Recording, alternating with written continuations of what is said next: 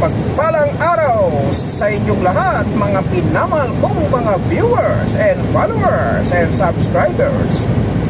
Dito tayo ngayon guys sa ating dinadaanan dito sa Desierto pa rin.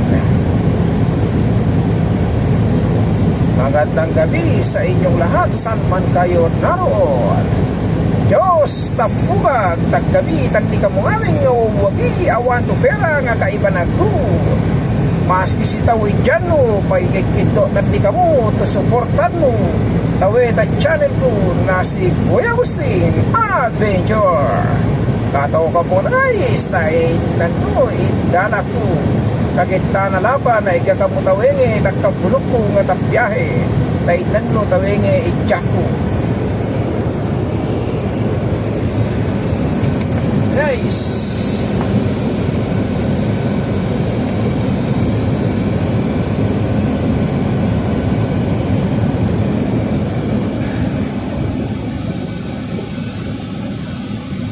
kuno lamang ipatuloy mi tawenge takindam na biyahero ira. Maski si tawi ipabiyahe mi ibdalang mi ay disyerto. Rasta kami lamang na magalan to abroad. Yemik kang organ na ifusto. In trabaho ay ananoy afu Diyos ko. Talaga, firme. Nagi mong tambi kang isweldo. Mawag to arula di pampasapo to trabaho. To pato, bising, banag, dispelo, na numero 1 to pagkuha mo tawi Dosbelo katakwa na biyahe magpasa-pasa pag apisin mo maski taneng mataki ka mabiyahe ka lapa matrabaho ka lapa ano beng na biyahe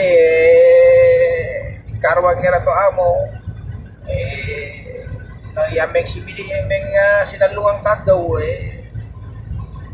ibawas na labang ay na sweldo na rin yara tano kakatawin nga abroad aming tao trabaho mo pagpapal ka luto ka to ka na mo luto mo kweda mo tapigyan mo, sampal mo. Kung mabalik ka mana bungan, sinawa mo, boy. Hindi ko ang lapad ang mana sa mo, pakapyan mo lapad ang mana sa mo, kanana nga mo, napagkuha mo na, sa napigyan mo, nari. Dito sa, tiyaga-tiyaga lang. Yan ang buhay ng buhay abroad ng mga Saudi truckers Pinoy.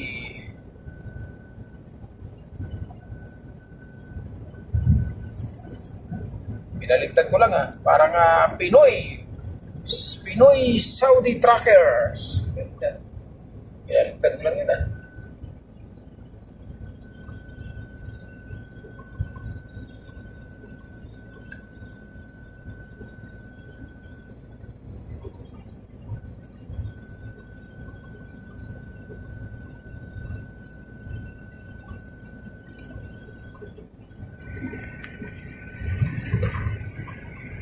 oras na rito guys sa ating kinalalagyan ngayon alas 5:36 ng hapon May 25, 2024 araw ng Sabado araw ng Saturday.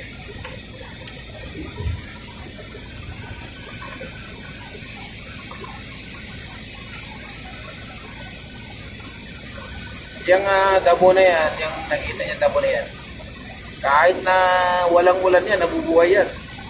Yan ang damo ng disyerto. Kaya hindi ko malaman kung anong klaseng damo yan, kung anong klaseng halaman yan. Halaman nyo, kung anong klaseng halaman yan.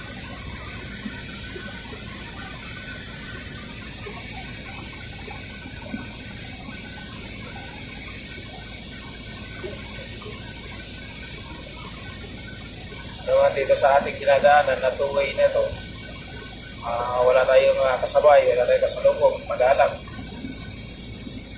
Meron tayong mga nasa salubong dyan, pauwi na yan ng kanilang mga accommodation.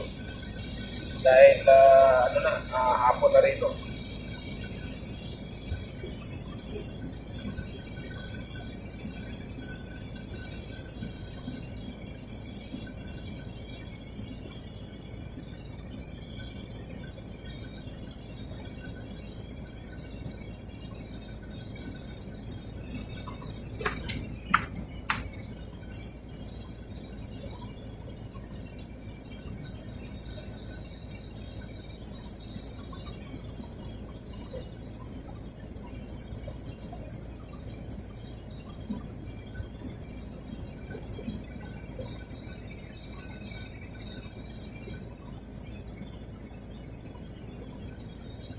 Paisya ka muna no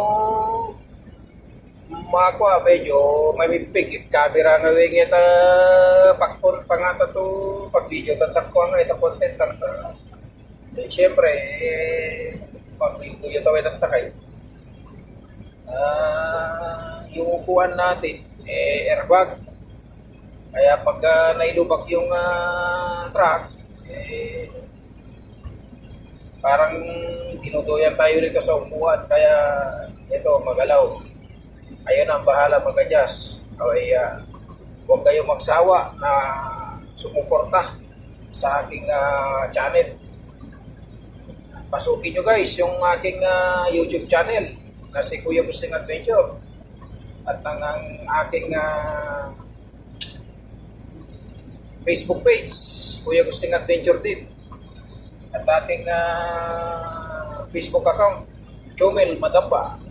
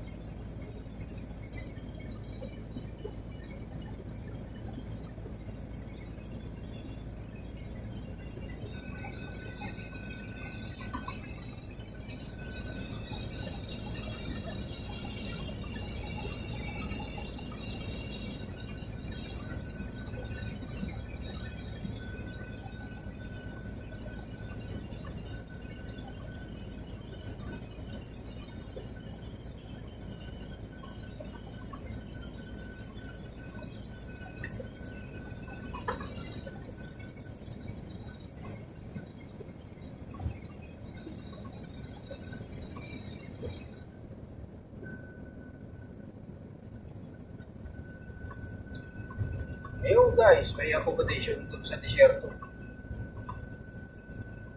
Accommodation ng mga trabahador doon.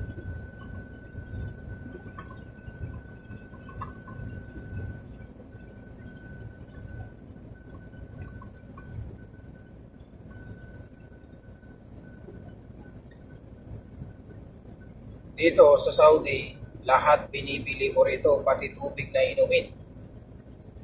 Ang libre lang dito, yung CR, yun lang ang libre rito. Pero lahat ng pagkain mo, binibili dito.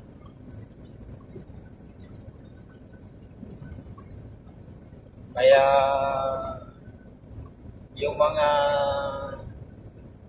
nag-abroad na nandito sa, basta sana pag nag-abroad, dito na lang ako sa Middle East. Pag ikaw ay nag-abroad, matuto kang magtipid. Magtipid, yung tipid na busog. Huwag kayong magtipid na pag-uwi mo, may sakit ka na ulcer. Hindi yun. Yung tipid ba na busog? Yun ang maganda, pakinggan. Ibig sabihin, magtipid ka na tipid na busog. Yung i-budget mo yung allowance mo. Magtira ka ng allowance mo para sa sarili mo, para meron kang makain, pagpili pagkain. Huwag mong ipadala lahat sa pamilya mo. Ay, sara dyan, hindi ka dapat mawalan dito ng internet. Na yung kasabihan ng mga OFW, hindi bali wala na pagbili ng bigas basta may internet. Dahil ang kaligayahan ngayon ng mga OFW, internet. Napakatagal ng isang araw na paghihintay mo kung wala kang internet. Pero kung may internet ka, hindi mo mamalayan, hapon na pala, tapos na naman yung isang araw. Pero sa mga katulad ko na matagal nang nag-a-abroad, wala na yung homesick. Yung homesick sinasabi nila, wala na yun sa akin kasi nasanay na ako eh. Pero doon, talaga naman, talagang yung homesick ko noon, talagang mapapaluha pa ako noon, mapapayat talaga ako noon. Pag umuwi ako ng hapon, pero ngayon wala na, nasanay na. Parang nasanay na ako na mag-isa sa sarili ko, para gano'n. Yung pang feeling mo nag-iisa ka lang, feeling binata ka na nag-iisa ka lang, gano'n. Pero saka pagka yung pagka sweldo, yun, ipapadala mo sa pamilya mo. Parang gano'n. Feeling ko dito na nasa kingdom ako, na nasa malayo ako sa ibang bansa. Parang masasabi ko lang na may pamilya ako pag nauwi ako ng Pilipinas. Pero pag nandito ako, masasabi ko na binata ako kasi nag-iisa lang ako dito. Ang pinaka-asawa ko dito, yung truck ko.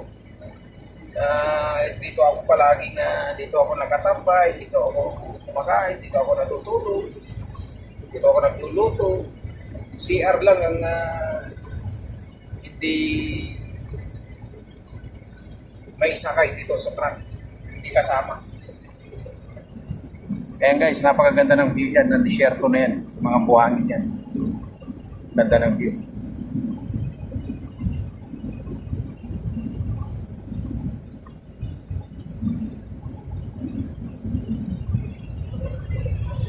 Sa lahat na siguro ng mga driver na dito sa Almoray na long haul driver, ako na lang siguro yung hindi naglalagay hindi sasabihin ko to, ako lang siguro yung driver na hindi naglalagay ng bonnet sa mukha. Hindi ako naglalagay ng bonnet sa mukha. Yung sombrero lang na ginagamit ko ngayon na nakikita ninyo, yan lang yung sombrero para lang sa alikabok. Tapos nagsasanglas ako para hindi lang masilawan sa init ng araw. Pero yung naglalagay ng bonnet, yung mga cover ko sa mukha, hindi. Kasi mahirap kasi guys, mahirap magpanggap ng halimbawa, gusto mo pumuti. Yung kulay mo, maitim ka na nga. Maitim ka, katulad ko, maitim ako. Tapos magpo-cover ako ng mukha para lang pumuti ako. Samantala, hindi mo pa nakikita, maputi nga mukha mo. Hindi mo pa nakikita yung mga kamay mo, liit mo, ang itim-itim. Hindi bagay. Kailangan ibagay mo.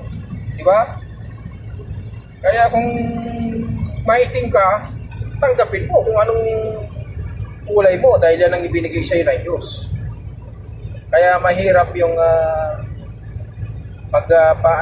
artificial na balat na galing ka sa itim tapos puputi ka, hindi bagay yun. Kasi pag once na naarawan ka, babalik ka rin sa dati. Kaya ang kulay ko, pinagmamalaki ko dahil ito binigay sa akin ng Diyos na kulay kayumanggi. Kapag nainitan ng balat, namumula dahil wala nang iitim kasi maitim na eh. Di ba? Ganun ako guys.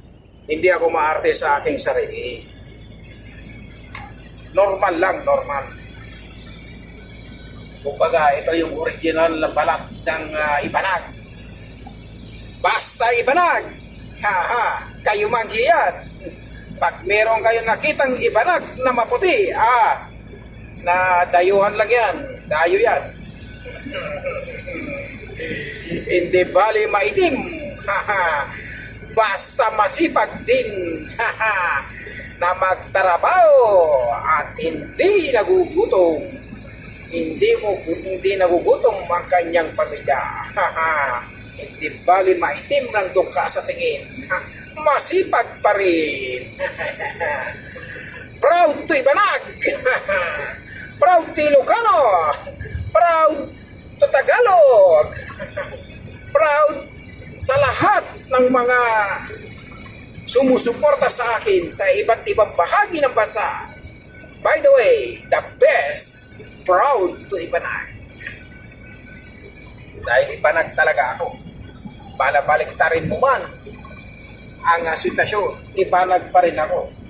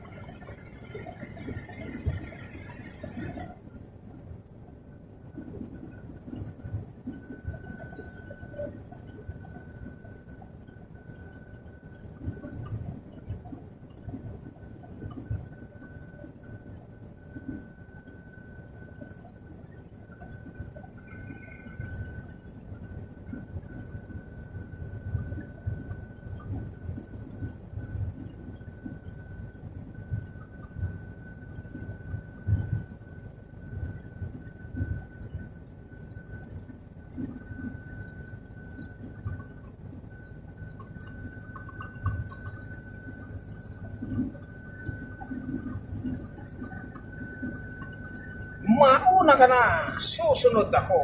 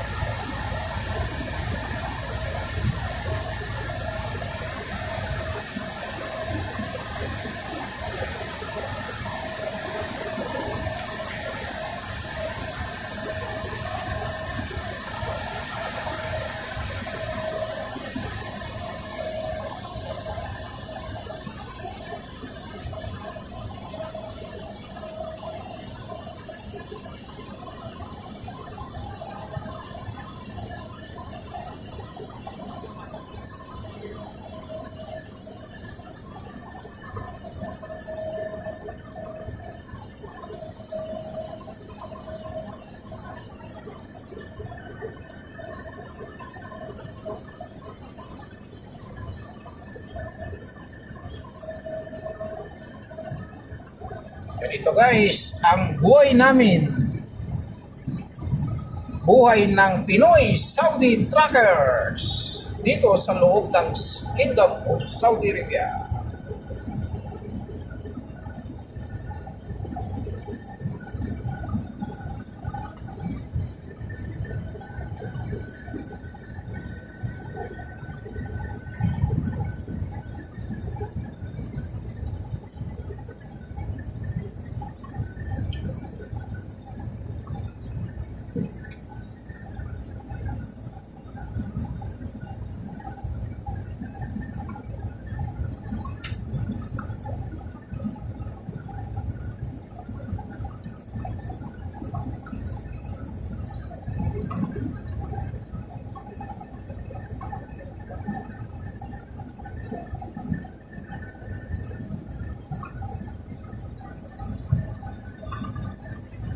Guys, maraming salamat sa inyong panonood sa aking i-upload na video. Wala kayo sawang pag-support na sa aking ina-upload na video at sa aking channel. Tapusin nyo guys hanggang sa uli. Maraming salamat guys. God bless you.